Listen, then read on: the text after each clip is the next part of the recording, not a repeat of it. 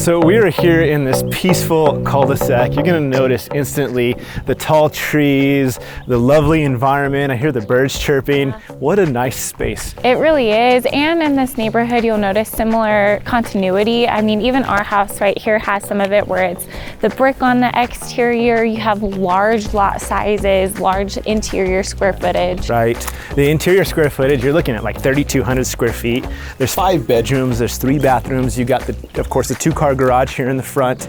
But at the end of this thing, I cannot wait for what's in the backyard for everyone to see that. Absolutely, because it's something that you don't find. You don't find it. It's extremely rare. Actually, I don't know if I've seen anything on the market that has this feature probably in the last year. It's been a while. It's pretty cool. It's pretty cool. I can't wait to show it. Okay, so as soon as you walk in, you're welcomed by this really elongated hallway.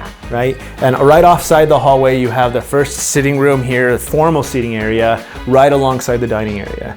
So Carissa, if someone was gonna come and make this space their home, what do you envision in this area for them? Yeah, well, the first thing I wanna comment on is this house is built predominantly in the 1960s, right? So we're actually seeing a lot of 1960s trend come back in style, which would include longer hallways and more compartmentalized homes. I mean, you can even keep these original floors, even consider putting some paint right here. Back behind you, you can do fresh new floors to get rid of the wallpaper, give some good treatment to your walls here, paint, new lighting, and you're done. All right, so what about the formal sitting area? Well, again, a lot of this trend is coming back into style because we heard through 2020, it changed not just our lives out there in the world, but it changed our homes as well. We're used to these really large open concepts coming in like all the new builds and design, but what we're seeing trending is more compartments again. They want their kids to have their separate place to do homework, or want work to be a separate part of your house, and then the rest can be, okay, I'm off work, I can go chill out, check out here. I got my own space. Yes, so actually this is really desirable. So you don't even have to do anything crazy with the floor plan in this house. Just give it a little bit of love, right? Open up the natural light in here, let that come in, highlight the window, maybe a fresh new updated trim. And looking out this window, you look right into your cul-de-sac and you see all the mature trees, all the growth. It's beautiful. It's really emotional from this space. Okay, so let's get to the dining room. What do you think over here? Fix your walls, fix your light fixtures. But a dining sideboard buffet is actually, again, coming back into style. I mean, you could paint and update maybe just the trim of what's already been built in, because it is a good quality wood that's in this space. Or you can go with like a simple DIY from like IKEA and do their pack system and create your own dining sideboard here, and that's a smaller, not too expensive fix. Yeah, man, I can just really see the family getting together, gathering here in the center of basically the floor plan, having dinner. Speaking of dining, you have to cook. I'm getting hungry. To dine? Let's go. Should we check out Let's the go kitchen? check out the kitchen. Yes. Let's do it. Okay, this space is amazing. This whole wall is going to be turned into open shelving. We are going to highlight that window with the sink moment. You have that light. We're going to move the stove and the oven to that wall. So if you think of, you turn that corner and the first thing you see is this vent hood situation, this beautiful backsplash moment, new cabinets, new countertops. This bad boy here, we are going to take it down and put in a beautiful island. You can put your microwave in here, extra storage since you are doing more open shelves, which we all know is more of a design move rather than a practicality move. So you get your storage back in your island. There's even potentially enough space if you do shallow cabinets on this wall, and that can build out sort of a pantry moment. Do the tall floor to ceiling shaker style. And you put some recessed lighting in here. It'll just light up. Absolutely. Yeah. This is a great space for a kitchen. It's a great space for a kitchen. I just imagine all of that going on here while it segues into this living space here. So what are we doing here? For me personally, in my design style, I love natural. I love the outside in, and I think it's also coming back in design. We want more warmth. We spent so much time in gray, cold boxes in the last 2 years of pandemic. We want warmth back. So let's keep the warmth, let's keep the natural. You've got this dark wood, you've got the dark rocks. Okay, let's just freshen it up a little bit. Why don't we do a grout whitewash on that fireplace, the built-ins, update the cabinetry, keep the wood, but it's that simple. And then paint. give a good paint to the paneling. Sure, you can get rid of it, but a bright, fresh, light coat of paint is really gonna elevate this space. Wow. That'll really brighten it up, and it would actually make it feel visually much bigger than what it is, even though it's big enough already. Right. All right, so Yes. bar area, we keeping this? We're not keeping the bar, we're keeping the idea. Right. Again, the trend is coming back of wet bars. So what you're wanting to do is keep your plumbing, keep it, take advantage of it, but do a sleek, full wall-to-wall wine wet bar. That'll make a huge statement piece in this room while giving you a lot more space for whatever you need. And given the sliding doors to the backyard are right there, plenty of room to come in. I see you leaving the door open with the screen door going. Summertime, the wind coming in. You can come in, you can grab your drink, be surrounded by the beautiful surrounding atmosphere in the space. It's amazing. We've talked about my favorite spot of the house, right? And what we're dreaming of it, but you have flip and design experience as well. So why don't you take the back and walk us through what you would do back there? All right, what I want to start out with is actually the washroom and the bathroom space.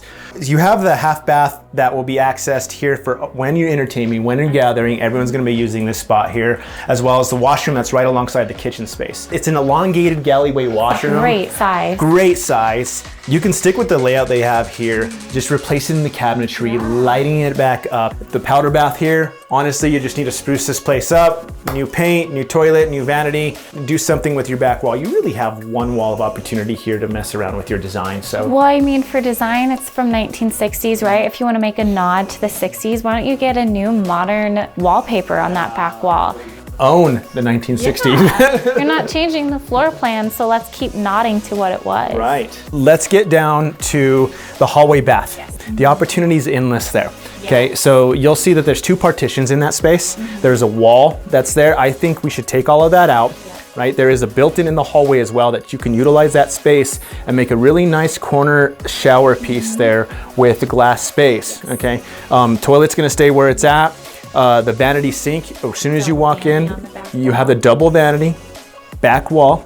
Right off to the right-hand side as you walk in, bathtub. Yes, bathtub. Freestanding bathtub. Freestanding bathtub Now needs to it's go like there. a little luxury spa area because you have the square footage. It's a huge hallway bathroom. So utilize it. Yes. Now before we get to the primary bedroom space, let's get to that primary restroom, okay? All right, right as you come into the restroom, you have a double door entry. Right off to the left-hand side, you'll have that shower, you have the toilet, double sinks, and then you have a walk-in closet. We really need to open this up a bit, it's a big space, just like the hallway bath. So I think we're taking these walls down.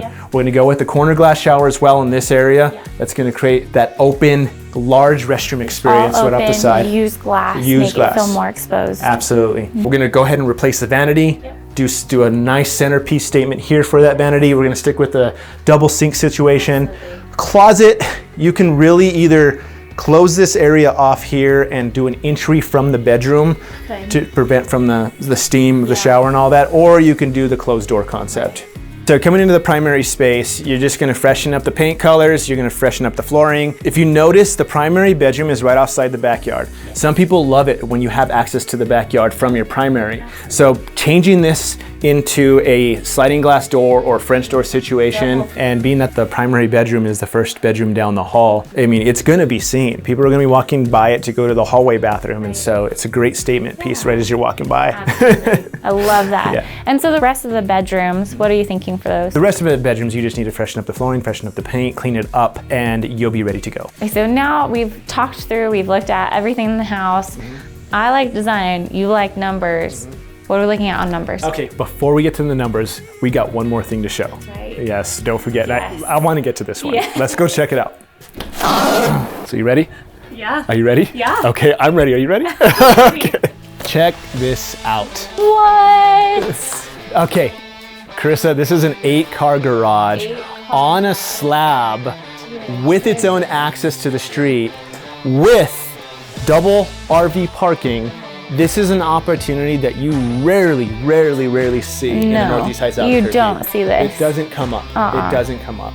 As you can imagine, the ideas for this space are endless. You already have a 2-car garage in the house, so you can utilize this space if you want for additional garage space, or if you're a hobbyist, you love to do woodworking, you love working out, you love doing woodworking and working out, there's space for both. Right. You have a 220 outlet there, so if you have a welder and you're into welding, and of course if you're a car enthusiast, this is every car enthusiast's dream. Load them up. You can collect 8 cars up here, have probably an additional 6 in the driveway that's out there. But you know what's also crazy is you have all of this as the structure, all of that as the protected space.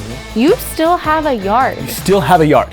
You still can enjoy your backyard. So to sum it all up, you have a cul-de-sac, you have the 2-car garage in the back, you have the 8-car garage back here, you still have yard space to entertain, you have a space for a fire pit. That's all you need. I mean, multiple living spaces, multiple bedrooms. What a homeowner's dream. All right, so you just showed off the coolest thing ever. Yes. Now though, give me those numbers. What are we looking at? This home's numbers will vary depending on how involved you get with the remodeling cost. If you go paint and flooring, you can actually get in there pretty cheap, somewhere around $10,000, depending on the contractor you choose to use. Once you get into remodeling and removing cabinetry, remodeling bathrooms and taking that stuff out, granite, that cost will go up quite substantially. So you can take that $10,000 bill and take it to about a $45,000 bill pretty easily. And depending on your taste in cabinetry design for the kitchens, there's cabinets that are lower end cabinets and there's higher end cabinets. You can keep it down below a $20,000 mark and still do a lot of the things that we discussed. And it can be a dream home. And it can be a dream home. So you have your listing prices of around $450. After repair and after remodel value, you're looking somewhere up to about $495 for this neighborhood. So you have a little bit of room for some sweat equity opportunity. If you do the work yourself, you can pocket, keep what you got. You want to maximize that and do the $10,000 paint and carpet situation, you'll probably make it around a $480 home with about a $10,000 bill of getting that taken care of. Right. Your maximum sweat equity number would probably be going and doing the minimum.